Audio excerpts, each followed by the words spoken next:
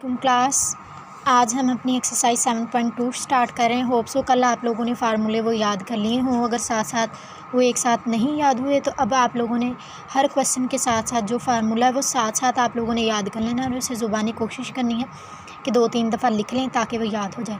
अब देखें 7.2 का क्वेश्चन नंबर 1 है, तो उसमें उन्होंने कहा है कि find the slope and inclination of a line joining the points. हमने क्या करना है, इसमें हमने स्लोप फाइंड करनी है और इनके लाइन यानी कि एंगल फाइंड करना है। ठीक है, सिंपल सी बात है। ठीक है, यानी कि एंगल ज़ाविया फाइंड करना है और क्या फाइंड करनी है, स्लोप। ये स्लोप का फार्मूला हमने लास्ट एक्सरसाइज के भी एक क्वेश्चन में पढ़ा था। वो क्या है, रिपीट करें इसे, y2 minus y1 over x2 minus x1। और इसको कैसे लिखते हैं, डिनोट करते हैं स्मॉल m से। ठीक है, अब देखें इसका पार्ट नंबर 2 मैं करके दे रही हूँ आपको। पार्ट नंबर 1 और 3 यानी कि आप लोगों ने खुद करने हैं सारे पार्ट। ठीक है, पार्ट नंबर 2 देखें, इसमें हमारे पास पॉइंट्स हैं, एक ये पॉइंट है और एक ये। ठीक है, इसे x1 का नाम दे दिया, इसे ये y1 है, ये x2 और ये क्या है y2। स्लोप का फार्मूला क्या है आपके पास, y2 minus y1 over x2 minus x1। ठीक है, जस्ट हमने क्या किया, सिंपल हमने अपनी वैल्यूज़ को पुट कर दिया। y2 की क्या है 7, फार्मूले वाला माइनस, फिर क्योंकि y1 भी माइनस है तो ब्रैकेट में कर दिया। नीचे x2 क्या है 2 और x1 क्या है -3। ठीक है, तो ये दोनों माइनस माइनस प्लस हो के 9 और नीचे क्या आ रहा है -1। 1 की कोई वैल्यू नहीं होती तो माइनस क्या चला जाएगा ऊपर।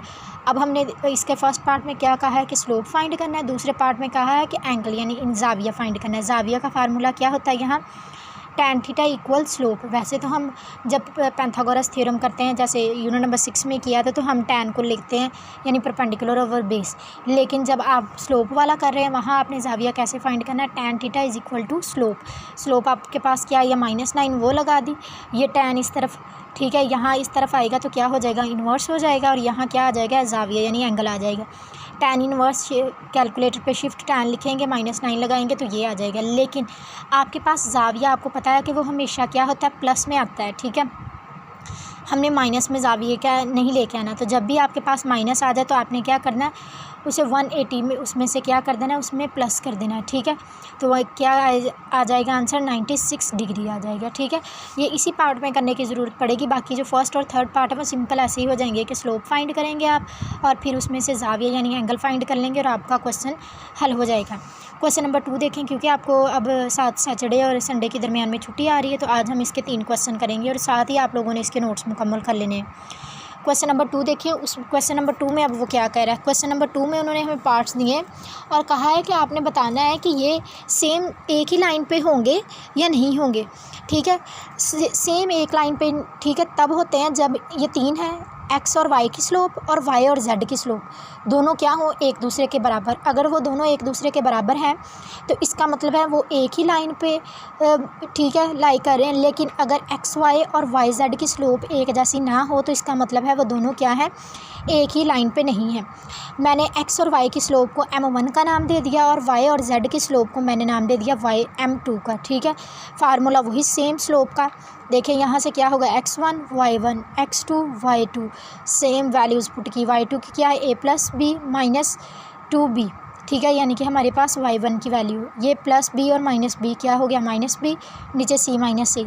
इसी तरह अब yz की स्लोप फाइंड करेंगे तो देखें y2 की वैल्यू क्या है आपके पास 2a माइनस y1 की क्या है a, और ये प्लस है तो क्योंकि बाहर माइनस होगा तो बाहर भी अंदर वाला भी क्या हो जाएगा, चेंज, तो माइनस आ जाएगा। तो ये देखिए हम ये और ये m1 और m2 दोनों क्या है, एक दूसरे के बराबर। तो इसका मतलब है x y और z क्या है, एक ही लाइन पे लाई कर रहे हैं। अगर ये m1 और m2 दोनों एक दूसरे के बराबर ना आए तो इसका मतलब होगा वो ये पॉइंट्स जो 3 दिए हुए हैं ये एक लाइन पर नहीं है। ठीक है, इसके बाद क्वेश्चन नंबर 3 देखें। ये फार्मूलोज़ में मैंने मेंशन किया था कि अगर ये पैरेलल हमने पढ़ा था ना कि लाइक होती है ए बी, ये इसकी स्लोप फाइंड करनी है, सी और डी ये पॉइंट्स हैं हमारे पास। ठीक है, और उन्होंने नीचे 2 पॉइंट दिए हुए हैं, पार्ट दिए हुए हैं। एक पार्ट में वो कहता है कि स्लोप पैरेलल है। पैरेलल का मतलब होता है कि m1 बराबर है m2 के, कि आपके पास 2 स्लोप हैं तो वो दोनों एक दूसरे के क्या होंगी, बराबर होंगी। लेकिन परपेंडिकुलर यानी अमूद में क्या होता है, दोनों स्लोप आपस में ज़रब होती हैं और वो बराबर किसकी आती हैं, -1 के।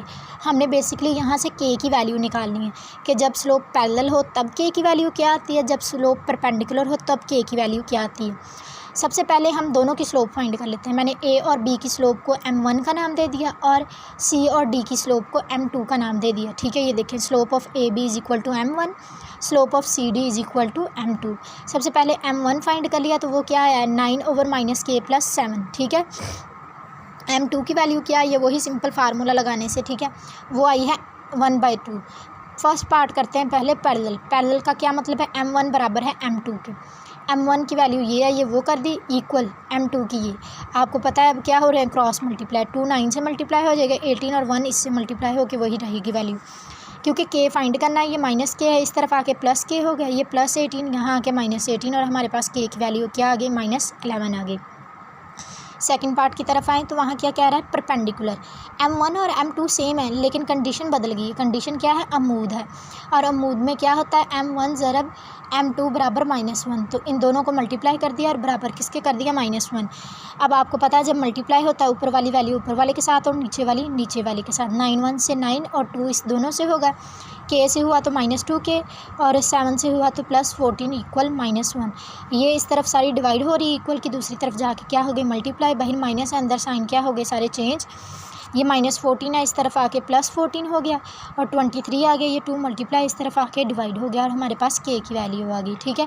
आज आपने 7.2 के क्वेश्चन नंबर 1 से लेके 3 तक के प्रैक्टिस करनी है सबसे पहले, और साथ साथ ही अगर आप लोगों को कल वाले फार्मूले एक साथ याद नहीं हुए, मुश्किल लगे हैं, तो अब आज के लिए आप लोगों ने सिर्फ स्लोप का फार्मूला याद करना है और बताना है, और ये याद करना है कि उसका एंगल कैसे फाइंड करते हैं, और फिर जब स्लोप पैरेलल होती है तब वो किसके, यानी कि कैसे होता है फार्मूला, m1 बराबर m2। जब परपेंडिकुलर होती है तब क्या होता है, m1 multiply m2 is equal to -1।